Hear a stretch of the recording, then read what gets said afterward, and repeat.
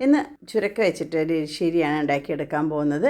വൻപയർ വെള്ളത്തിലിട്ട് വെച്ചിട്ട് കുതിർന്നതിന് ശേഷം കുക്കറിലേക്ക് ഇട്ട് കൊടുത്തിട്ടുണ്ട്. അതുപോലെ ചുരക്ക കുറച്ച് വലുതാക്കി കട്ട് ചെയ്തെടുത്തിട്ടുണ്ട്. അതും കുക്കറിലേക്ക് ഇട്ട് കൊടുത്ത് എരിവിന് 2 പച്ചമുളക് ഇട്ട് കൊടുത്ത് 1 ടീസ്പൂൺ മഞ്ഞൾപ്പൊടി, 2 ടീസ്പൂൺ മുളക് പൊടിയും പാകത്തിന് ഉപ്പും കൂടെ ചേർത്തിട്ട് നമുക്ക് കുറച്ച് വെള്ളം ഒഴിച്ചിട്ട് ഇതൊന്ന് വേവിച്ചെടുക്കണം.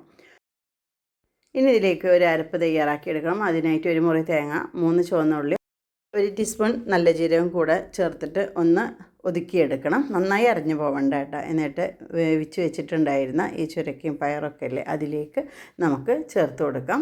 ചുരക്ക വെന്തിട്ടുണ്ടെങ്കിലും ഉടഞ്ഞിട്ടുണ്ടാവില്ല. അപ്പോൾ വേണമെങ്കിൽ നമുക്ക് കയ്യിൽ കൊണ്ടുവന്ന് ഉടച്ചെടുക്കാം. അരപ്പ് ചേർത്തതിന് ശേഷം ഒന്ന് തിളപ്പിച്ചെടുത്തിട്ട് നമുക്കിതിലേക്കൊന്ന് തൂമിച്ചൊഴിക്കണം. ഇതിനായിട്ട് 2 ടേബിൾ സ്പൂൺ വെളിച്ചെണ്ണ ഒഴിച്ച് കൊടുത്തിട്ട് അതിലേക്ക് കടുക്, വറ്റൽമുളക്, വേപ്പില ഇട്ടിട്ട് 1 പിടി തേങ്ങ ഗോൾഡൻ നിറമാവുന്നത് വരെ വറുത്തെടുത്തിട്ട് ഈ കറിയിലേക്ക് ഒഴിച്ചു കൊടുക്കണം.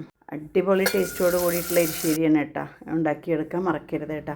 നന്നായിട്ടൊന്ന് മിക്സ് ചെയ്തതിന് ശേഷം നമുക്ക് സെർവ് ചെയ്യാം. റിസ്ക് കിച്ചൻ സബ്സ്ക്രൈബ് ചെയ്യാത്തവരുണ്ടെങ്കിൽ ഒന്ന് സബ്സ്ക്രൈബ് ചെയ്ത് സപ്പോർട്ട് ചെയ്യണം കേട്ടോ.